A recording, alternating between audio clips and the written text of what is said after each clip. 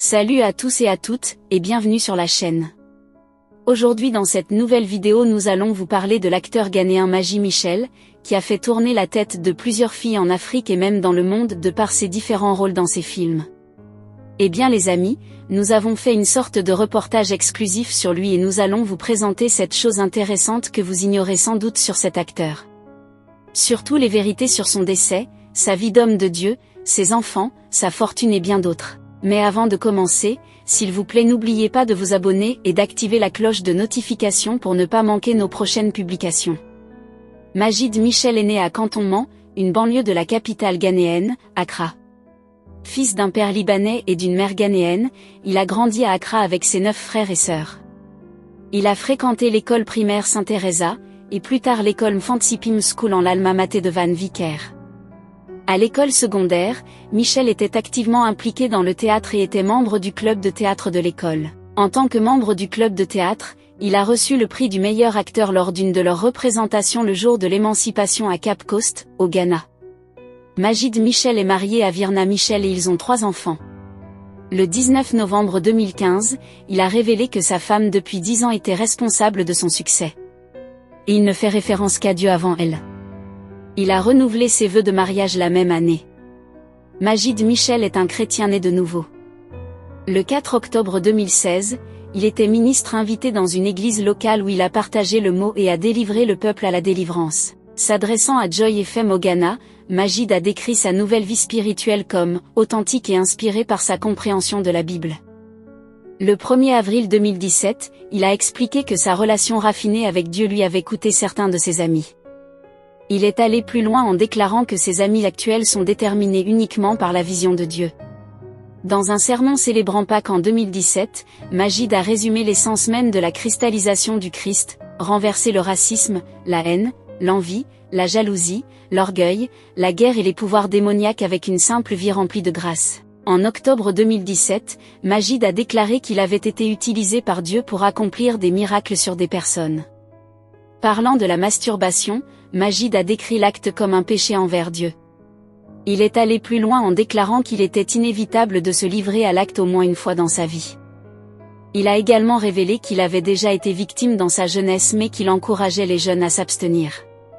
Au cours d'un débat sur les réseaux sociaux avec Freeze, Maji s'est opposé à la position de Freeze sur la dîme. Maji a soutenu que la dîme n'était pas une doctrine de l'Ancien Testament. Plutôt, il était d'avis que la dîme devrait être donnée à l'Église pour aider les pauvres. Maji Michel est entré dans la vie professionnelle en auditionnant pour une agence de mannequins, un voisin l'avait présenté à cette agence. Il a été invité à rejoindre l'agence de mannequins, Super Model Agency, à l'initiative de son voisin d'Accent Grave Côté. Il a joué dans la série télévisée Since We Do For Love et a obtenu son surnom de « Shaker » sur le plateau. Son rôle dans Since We Do For Love devait être joué par un garçon libanais, et Michel attribue ce rôle en raison de son héritage libanais. Dans une interview accordée à Star FM Ghana en 2017, Maji a expliqué qu'il n'avait pas obtenu le rôle du premier film auditionné pour cause d'audience médiocre, décrivant sa passion pour le métier comme étant ce qui l'avait poussé à continuer de faire avancer le film. Ce que nous faisons pour l'amour est devenu un succès et l'a propulsé dans le grand public. Fort de sa performance dans la série, il joue dans son premier film, Divine Love, en tant que premier rôle masculin, aux côtés de Jackie Edgemont en tant que principal rôle féminin, avec Van Vicker dans un second rôle. Tous les 3 ont utilisé leur rôle dans le film pour faire leur début dans la carrière. Divine Love a été un énorme succès, transformant Maji Michel, Jackie Edgemont et Van Vicker en non connus du Ghana. En 2008, Michel a joué le rôle principal dans le film Agonie du Christ, qui a reçu cette nomination aux Africa Movie Academy Awards en 2009. En octobre 2017, Maji a révélé qu'il gagnait au moins 15 000 $ américains pour un rôle dans un film. Il a également révélé qu'il avait gagné jusqu'à 35 000 $ pour jouer dans un film. En 2016, Maji a expliqué que, même s'il jouait principalement dans des rôles romantiques, il n'avait jamais eu de relation sexuelle avec une actrice. En octobre 2017, Maji a expliqué lors d'une interview à la radio qu'en raison de ses convictions religieuses, il n'accepterait plus de jouer un personnage qui l'obligerait à s'embrasser sur le plateau. Maji Michel est l'un des acteurs ghanéens qui est entré dans l'industrie cinématographique à l'époque où Frank Raja Haraz a signé un contrat avec le Ghanéen Abdul Salam Mumuni devenu film. Le contrat impliquait essentiellement d'introduire des acteurs ghanéens dans l'industrie du film grand public de Nollywood et de leur conférer un pouvoir vedette comparable à celui d'acteurs nigérians. Parmi les films produits dans le cadre de ce contrat, figurent Michel, Crime to Christ, 2007, Agony of Christ, 2008, Hat of Men, 2009, The Game, 2010, et Wool of Me, 2010, parmi d'autres. Michel a fait ses débuts au Nigeria avec Nollywood dans le drame romantique Emerald de 2009, jouant un rôle de premier plan aux côtés de Geneviève Nagy. Alors que la performance de Majid a été saluée, ainsi que sa forte chimie à l'écran avec Nagy, le film a été largement critiqué. Cependant, le film Silent Scandal de 2009 a permis à Majid de se faire connaître au Nigeria. Le film a reçu une large critique positive pour ses valeurs de production élevées et la performance de Michel, ainsi que sa forte chimie à l'écran avec Geneviève Nagy. Nollywood Forever commentaire. Son intensité, Michel est concentré dans ses yeux et il l'utilise bien, il est donc compréhensible qu'il obtienne toujours des rôles dans lesquels l'amour, les femmes et leur séduction jouent un grand rôle. Même année, un autre film mettant en vedette Michel, Guilty Pleasure est sorti. Après avoir été libéré, Guilty Pleasure a suscité des critiques généralement positives, et la performance de Michel a également été saluée. Il a poursuivi cette tendance lucrative en 2010, où il a joué aux côtés de Geneviève Nagy une fois de plus en Éclatant, un film qui a obtenu des critiques mitigées critiques. Michel a été assez franc dans les médias quand il a commencé sa carrière au Nigeria. Dans une interview, il a avoué que lors de sa première rencontre avec Geneviève, tout était immobile, il était si frappé dans les étoiles qu'il lui proposa de porter son sac et d'être son assistant personnel.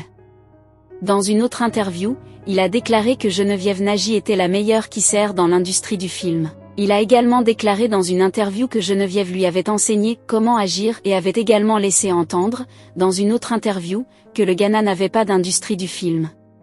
Tous ces facteurs, ainsi que les rôles explicites qu'il a joués dans des films, lui ont valu des controverses qui l'entouraient toujours au début de sa carrière.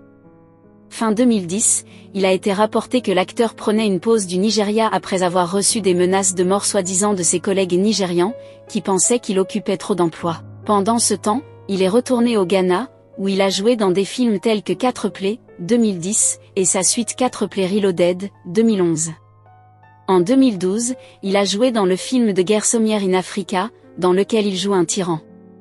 Bien que le film n'ait pas été très critique, la distribution des rôles de Michel lui valut un grand succès et il remporta pour la première fois un Africa Movie Academy Award.